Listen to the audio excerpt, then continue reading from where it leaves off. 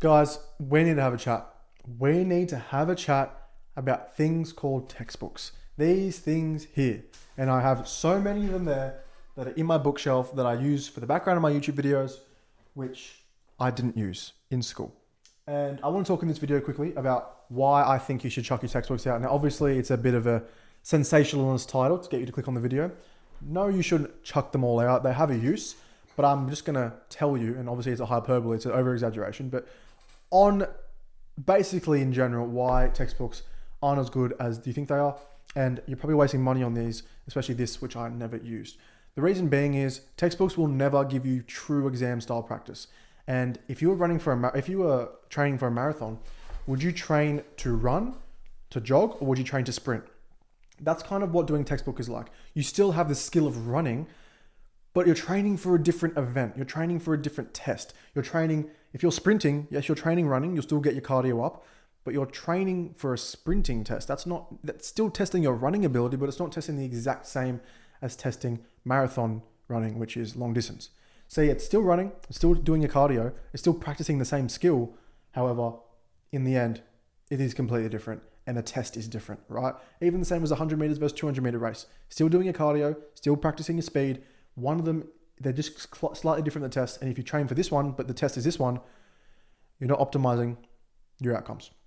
That's how I got 100 out of 100 in math and my 9.78. So what I did is in year 11 and 12, all these textbooks that the teachers were telling me to use, I used them and realized that the homework that I was getting and the textbook question homework that I was getting never showed up on exams, right? You'll find that textbook questions just don't show up on exams. The majority of them don't. You'll get these weird questions on exams. You're like, Miss, sir, we've never seen this before. How did you put this on the exam? I've never seen this before, right? Because the textbook questions most likely aren't going to be on the exam. It's actually worse in year 11 and 9 and year 10, 9 and 11 because they get random questions and your textbooks are just sucky. Like they just are generic ones that people use all over the world. At least in year 11 and 12 or year 12 mostly, the textbooks are based on your syllabus, but realistically, I would focus just on past papers. Now, the reason past papers are better, exam style practice, actual exam questions. If you do past papers from the actual exam, for example, HSC exam or VCE exam, the actual VCE exam will have questions that are going to be on the one that you're going to do, not this textbook that is just used for practice, right? Now, you're going to ask me, but come on, textbooks obviously work. Now, yes, they do. Use them for fundamentals. Use them, for example, this is an extension to math booklet. Say I'm learning how to do reduction formulas. And here, I'm going to probably do, when I'm learning the topics, if you can see, I'm probably going to do the first couple. Once I can do the first couple, skip towards the end. Don't do all the middle ones. Don't do every single question. Skip to the end, see if you can do the hard ones. And if you can, straight to past papers. I would minimize the time on textbooks. Use textbooks just for past paper, just for fundamentals. And ASAP, move to past papers because the questions in past papers are going to be the ones that are actually on your exam. They're going to test you for actual exam style, practice and techniques and all that sort of thing. And you're actually going to get practice. That's kind of what I want to talk in this video. I want the comments to be a bit of a discussion on your teachers because teachers will set these textbook questions as homework and a lot of the time it doesn't show up on exams. Now, obviously you do need to do your homework. And if you're saying in the comments, Jed, I need to do homework. My teacher needs me to do the textbook questions. Do them. Do the minimum.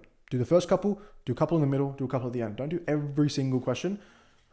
Do all of them and you're wasting time and you could have just done past paper questions to maximize your results.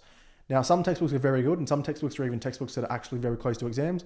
But on the whole, no matter what year you're in, doing past papers, even if the past paper questions are identical to the textbooks, doing past papers is always better just for that peace of mind that you're getting actual exam practice for the actual exams that you're going to be doing.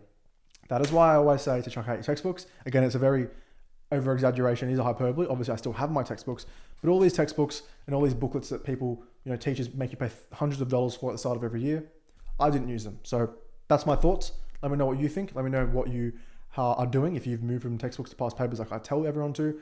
Let me know any questions down below. I'm keen and excited to hear your thoughts on my thoughts in this video.